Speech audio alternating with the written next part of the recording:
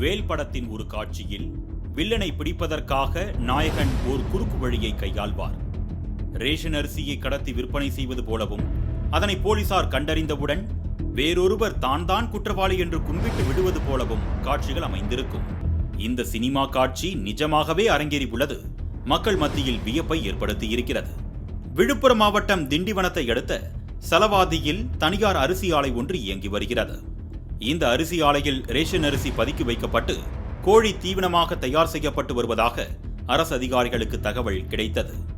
இதனையடுத்து குற்ற கண்காணிப்பு பிரிவு ஆய்வாளர் ஜெரால்ட் ராபின்சன் உள்ளிட்ட அதிகாரிகள் நேரில் சென்று ஆய்வு நடத்திய போது அங்கு 3.5 டன் ரேஷன் அரிசி பதுக்கி வைக்கப்பட்டது கண்டறியப்பட்டது.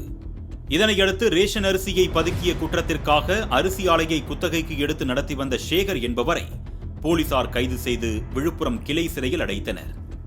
ஆனால் கைது செய்யப்பட்ட சேகரின் புகைப்படம் பத்திரிகைகளில் வெளியானதை தொடர்ந்து அந்த பகுதி மக்கள் அதிர்ந்து போயினர். காரணம், அரிசி ஆலையின் உரிமையாளர் என்று கைது செய்யப்பட்ட சேகர் என்பவர் அந்த பகுதியில் சாலையில் வசித்து வந்த ஆதரவற்ற முதியவர் என்று கூறப்படுகிறது.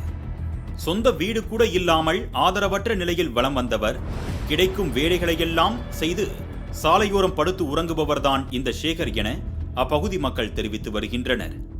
ஆக வாழ்வாதாரமே இல்லாமல் தவித்து வருபவர் எப்படி அரிசி ஆலையை குத்தகைக்கு எடுத்து நடத்தி வருவார் என்ற கேள்வி பலரிடத்திலும் எழுந்தது.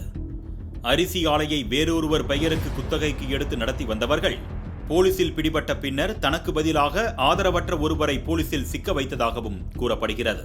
இவரு சேகர் மட்டும் இப்ப நமக்கு கிடைச்சிருக்காரு.